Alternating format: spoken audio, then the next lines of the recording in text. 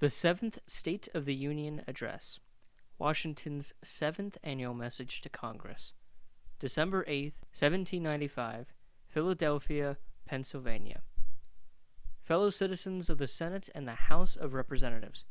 I trust I do not deceive myself when I indulge the persuasion that I have never met you at any period when more than at the present the situation of our public affairs has afforded just cause for mutual congratulation, and for inviting you to join with me in profound gratitude to the Author of all good for the numerous and extraordinary blessings we enjoy. The termination of the long, expensive, and distressing war in which we have been engaged with certain Indians northwest of the Ohio is placed in the option of the United States by a treaty which the commander of our army has concluded provisionally with the hostile tribes in that region. In the adjustment of the terms, the satisfaction of the Indians was deemed worthy no less of the policy than of the liberality of the United States as the necessary basis of durable tranquility. The object, it is believed, has been fully attained. The articles agreed upon will immediately be laid before the Senate for their consideration. The Creek and Cherokee Indians, who alone of the southern tribes had annoyed our frontiers, have lately confirmed their pre-existing treaties with us, and were giving evidence of a sincere disposition to carry them into effect by the surrender of the prisoners and property they had taken. But we have to lament that the fair prospect in this quarter has been once more clouded by wanton murders, which some citizens of Georgia are represented to have recently perpetrated on hunting parties of the Creeks, which have again subjected that frontier to disquietude and danger, which will be productive of further expense, and may occasion more effusion of blood. Measures are pursuing to prevent or mitigate the usual consequences of such outrages, and with the hope of their succeeding at least to avert general hostility. A letter from the Emperor of Morocco announces to me his recognition of our treaty made with his father, the late Emperor, and consequently the continuance of peace with that power.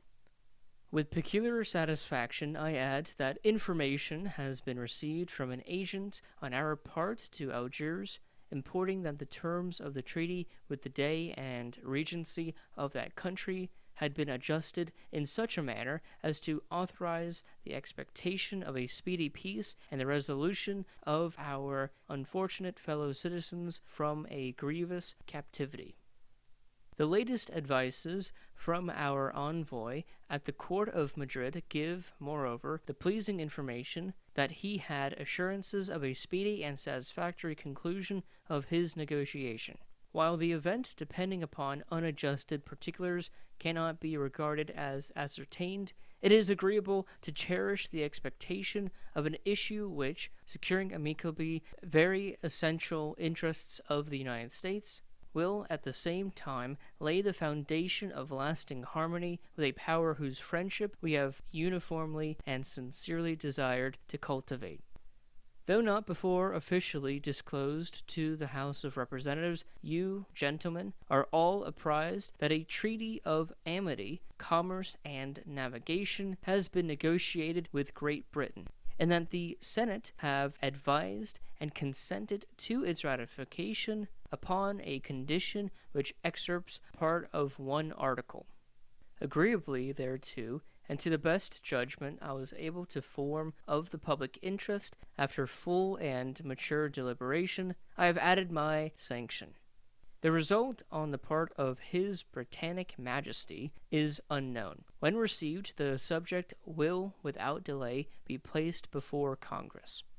This interesting summary of our affairs with regard to the foreign powers between whom and the United States controversies have subsisted, and with regard also to those of our Indian neighbors with whom we have been in a state of enmity or misunderstanding, opens a wide field for consoling and gratifying reflections. if by prudence and moderation on every side, the extinguishment of all the causes of external discord, which have heretofore menaced our tranquillity on terms compatible with our national rights and honor, shall be the happy result. How firm and how precious a foundation will have been laid for accelerating, maturing, and establishing the prosperity of our country.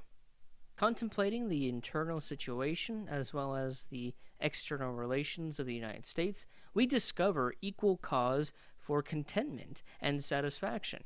While many of the nations of Europe, with their American dependencies, have been involved in a constant, unusually bloody, exhausting, and calamitous, in which the evils of foreign war have been aggravated by domestic convulsion and insurrection, in which many of the arts most useful to society have been exposed to discouragement and decay, in which scarcity of substance has embittered other sufferings. While even the anticipations of a return of the blessings of peace and repose are alloyed by the sense of heavy and accumulating burthens, which press upon all the departments of industry and threaten to clog the future springs of government. Our favored country, happy in a striking contrast, has enjoyed tranquillity, a tranquillity the more satisfactory because maintained at the expense of no duty. Faithful to ourselves, we have violated no obligation to others. Our agriculture, commerce, and manufactures prosper beyond former example. The molestations of our trade, to prevent a continuance of which, however, very pointed remonstrances have been made, being overbalanced by the aggregate benefits which it derives from a neutral position, our population advances with a clarity which, exceeding the most sanguine calculations, proportionally augments our strength and resources and guarantees our future security. Every part of the Union displays indications of rapid and various improvement, and with burthens so light as scarcely to be perceived, with resources fully adequate to our present exigences, with governments founded on the genuine principles of rational liberty, and with mild and wholesome laws, is it too much to say that our country exhibits a spectacle of national happiness never surpassed, if ever before equaled? Placed in a situation every way so auspicious, motives of commanding force impel us, with sincere acknowledgment to heaven and pure love to our country, to unite our efforts to preserve, prolong, and improve our immense advantages. To cooperate with you in this desirable work is a fervent and favorite wish of my heart. It is a valuable ingredient in the general estimate of our welfare, that the part of our country which was lately the scene of disorder and insurrection now enjoys the blessings of quiet and order. The misled have abandoned their errors and pay the respect to our Constitution and laws which is due from good citizens to the public authorities of society. These circumstances have induced me to pardon generally the offenders here referred to, and to extend forgiveness to those who had been adjudged to capital punishment. For though I shall always think it a sacred duty to exercise with firmness and energy the constitutional powers with which I am vested, yet it appears to me no less consistent with the public good than it is with my personal feelings to mingle in the operations of government every degree of moderation and tenderness which the national justice, dignity, and safety may permit. Gentlemen, among the objects which will claim your attention in the course of the session, a review of our military establishment is not the least important. It is called for by the events which have changed and may be expected still further to change the relative situation of our frontiers. In this review, you will doubtless allow due weight to the considerations that the questions between us and certain foreign powers are not yet finally adjusted, that the war in Europe is not yet terminated, and that our western posts, when recovered, will demand provision for garrisoning and securing them. A statement of our present military force will be laid before you by the Department of War. With the review of our army established is naturally connected that of the militia. It will permit inquiry what imperfections in the existing plan further experience may have unfolded. The subject is of so much moment in my estimation as to excite a constant solicitude that the consideration of it may be renewed until the greatest attainable perfection shall be accomplished. Time is wearing away some advantages for forwarding the object, while none better deserves the persevering attention of the public councils. While we indulge the satisfaction which the actual condition of our western borders so well authorizes, it is necessary that we should not lose sight of an important truth which continually receives new confirmations, namely that of the provisions heretofore made with a view to the protection of the Indians from the violence of the lawless part of our frontier inhabitants are insufficient. It is demonstrated that these violences can now be perpetrated with impunity, and it can need no argument to prove that unless the murdering of Indians can be restrained by bringing the murderers to condign punishment, all the exertions of the government to prevent destructive retaliations by the Indians will prove fruitless, and all our present agreeable prospects illusory. The frequent destruction of innocent women and children, who are chiefly the victims of retaliation, must continue to shock humanity, and an enormous expense to drain the treasury of the Union. To enforce upon the Indians the observance of justice, it is indispensable that there shall be competent means of rendering justice to them. If these means can be devised by the wisdom of Congress, and especially if there can be added an adequate provision for supplying the necessities of the Indians on reasonable terms, a measure the mention of which I the more readily repeat, as in all the conferences with them they urge it with solicitude, I should not hesitate to entertain a strong hope of rendering our tranquillity permanent. I add with pleasure that the probability even of their civilization is not diminished by the experiments which have been thus far made under the auspices of government. The accomplishment of this work, if practicable, will reflect undecaying cluster of our national character and administer the most grateful consolations that virtuous minds can know. Gentlemen of the House of Representatives, the state of our revenue, with the sums which have been borrowed and reimbursed pursuant to different acts of Congress, will be submitted from the proper department, together with an estimate of the appropriations necessary to be made for the service of the ensuing year. Whether measures may not be advisable to reinforce the provision of the redemption of the public debt will naturally engage your examination. Congress have demonstrated their sense to be, and it were superfluous to repeat mine, that whatsoever will tend to accelerate the honorable extinction of our public debt accords as much with the true interest of our country as with the general sense of our constituents.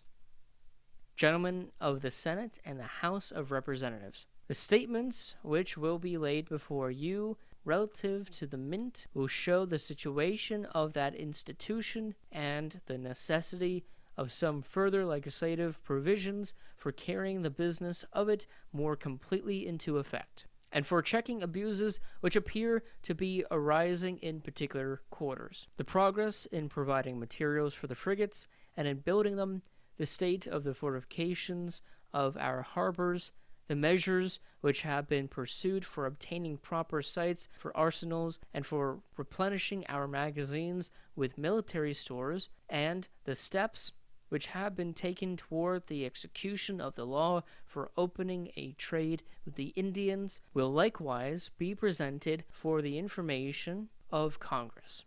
Temperate discussion of the important subjects which may arise in the course of the session, and mutual forbearance where there is a difference of opinion, are too obvious and necessary for the peace, happiness, and welfare of our country to need any recommendation of mine. George Washington.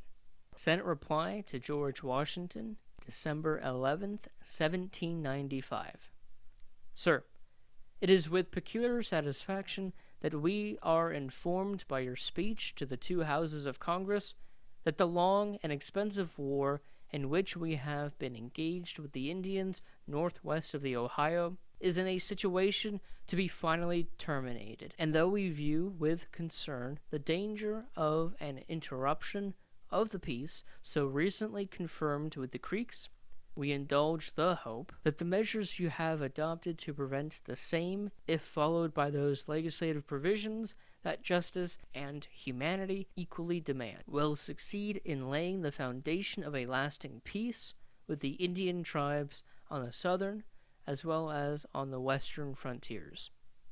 The confirmation of our treaty with Morocco and the adjustment of a treaty of peace with Algiers, in consequence of which our fellow citizens shall be delivered from slavery, are events that will prove no less interesting to the public humanity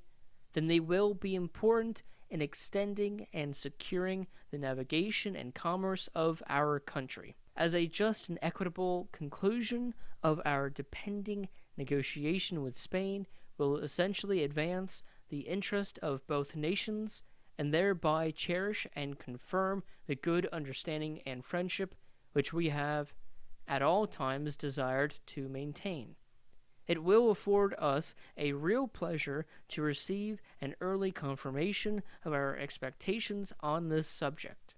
The interesting prospect of our affairs with regard to the foreign powers between whom and the United States controversies have subsisted is not more satisfactory than the review of our internal situation.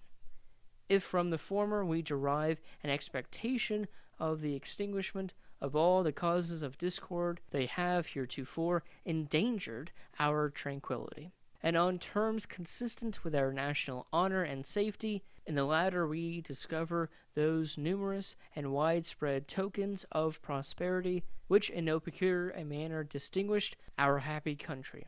Circumstances thus every way auspicious demand our gratitude and sincere acknowledgments to Almighty God, and require that we should unite our efforts